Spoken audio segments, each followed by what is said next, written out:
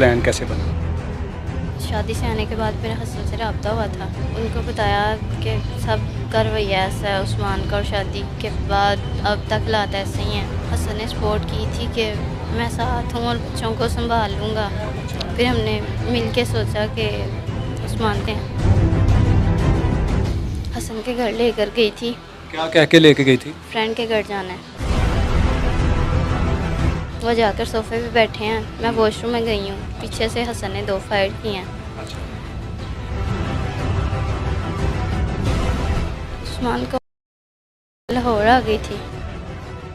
अस्सलाम वालेकुम नाज़रीन, मैं हूं एडी मलिक। CIA कोतवाली पुलिस ने एक ऐसी मुलजमा को गिरफ्तार किया है जिसने कुछ माह पहले अपने आशना के साथ मिलकर अपने शोहर को, उस खातून ने ये घिनौना जुर्म क्यों किया और पुलिस ने उसे कैसे गिरफ्तार किया, आइए मेरे साथ सारा मामला आपके सामने रखते हैं। जी बिल्कुल, मेरे साथ वो मुलजमा मौजूद है जिसने अपने आशना के साथ मिलकर अपने शोहर को, उनसे बात करते हैं कि क्यों इसने ये कारनामा सरअंजाम दिया, आखिरकार इसको ये नौबत क्यों आन पड़ी।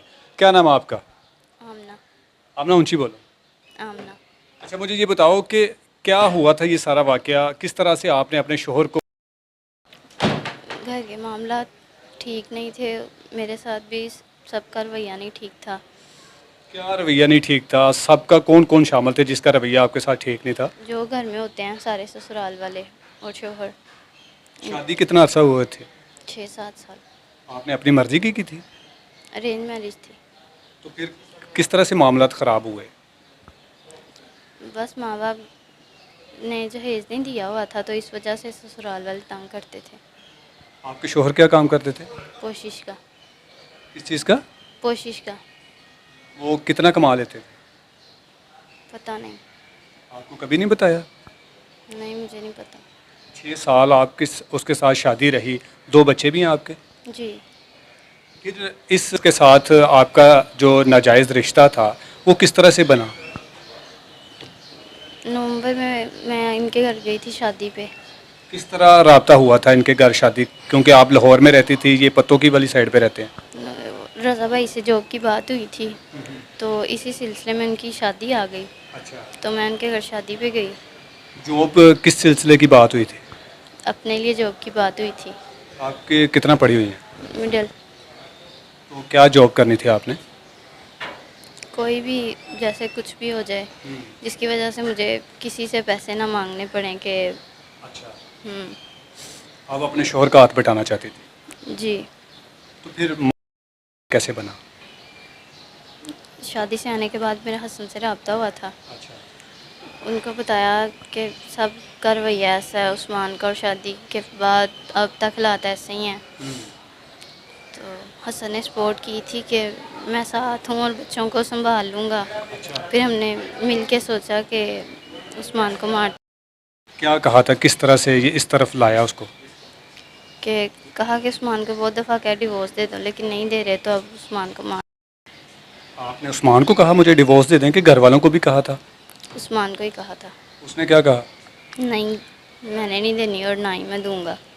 उस्मान को पता था कि आपका किसी और शख्स के साथ कोई नाजायज़ रिश्ता बन चुका है? नहीं। हसन के साथ जब आपका रिश्ता हो गया था, आपके नाजायज़ तल्लुकात बन गए थे, कितनी दफ़ा उसको बुलाया था लाहौर, या उसके पास गई थी चल के? 2 बार लाहौर आया था। आपने बुलाया था? जी। क्या कह के बुलाया था? यही उस्मान के सिलसिले में बात करनी थी सारी, कि कहाँ पे काम करता है, कहाँ पे नहीं, कहाँ पे होता है, कैसे करना है, कहाँ पे करना है। हसन के साथ आपने इसलिए राब्ता बनाया कि उसके पास कुछ पैसे भी थे? क्या ऐसा देखा था हसन में जो कि आप अपने शोहर को छोड़ना चाहते थे? कुछ भी नहीं, बस हम उम्र था, थोड़ा ज़्यादा एज डिफरेंट नहीं था, तो इसीलिए। गाड़ियाँ शाड़ियाँ थी उसके पास? नहीं। फिर ऐसा क्या लालच दिया था? कोई भी नहीं दिया लालच, कोई भी नहीं। अच्छा, फिर उसके बाद जब अपने शोहर को आप पूरा प्लान बना लिया था कि इस तरीके से इसको अब मैंने अपने रास्ते से हटाना है, और फिर उसके बाद हम दोनों जो है ना वो अय्याशी की ज़िंदगी जिएंगे, वो किस तरह से सारा आपने अरेंज किया था? उस्मान को मार मैं लाहौर आ गई थी। यहाँ आके वहाँ मामा के घर से बच्चों को रिसीव किया और ससुराल ले गई थी।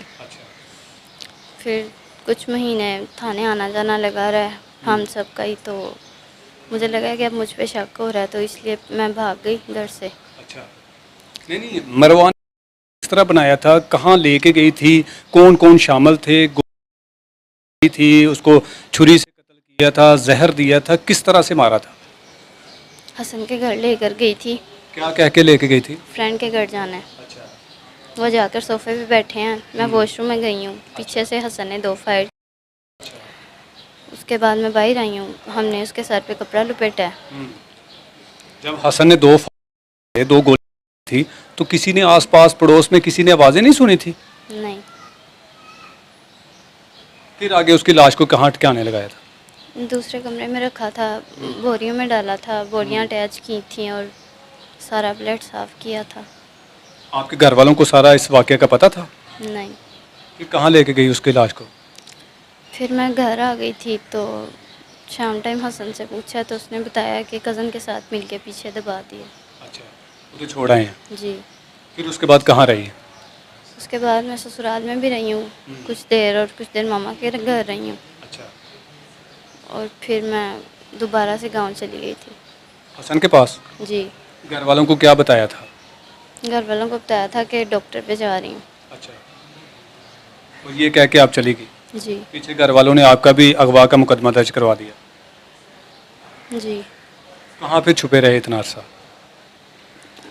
कुछ देर पतोही के घर में रहे थे रेंट पे, और कुछ देर गांव में रहे थे। अच्छा, अपने घर वालों से रब्ता करती थी? नहीं, किसी से? पकड़े कैसे गए फिर? पता नहीं।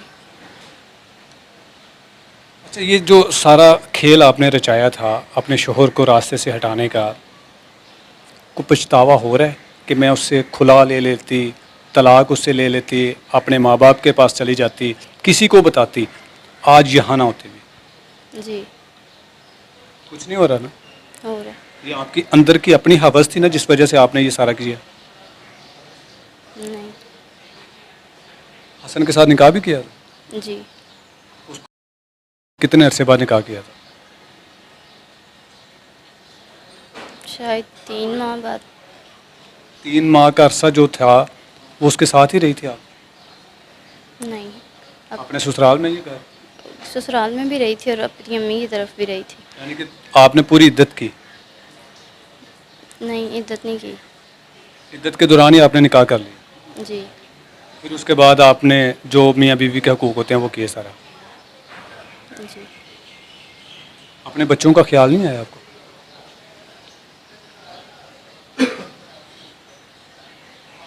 बच्चे किसके पास हैं? बच्चे अपनी हाला के पास एक बेटी और एक बेटा है ना आपका? हैं। जी। तो बेटी जब बड़ी होकर आपको देखेगी क्या सोचेगी?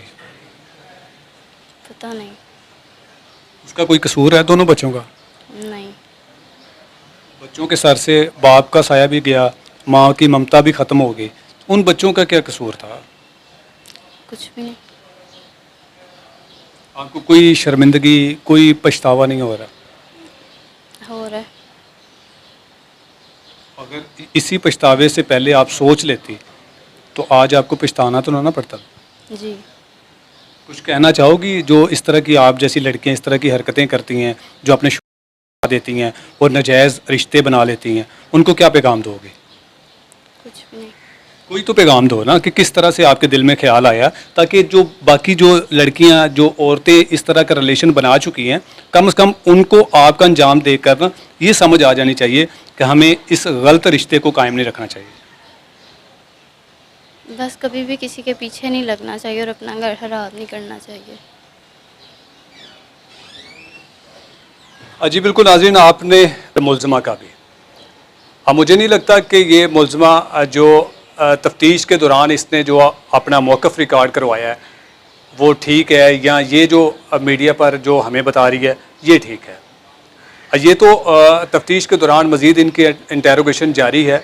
अभी और भी बहुत सारे मालूमात और भी बहुत सारे ऐसे शवाहद पुलिस ने इकट्ठे करने हैं, क्योंकि इन लोगों ने जिस तरह से उस बेगुनाह शख्स को आपने एक झूठे झांसे में लाया और उसको ये कहकर लेके गई कि मैंने अपनी दोस्त के पास आपको मिलवाने के लिए ले जाना है।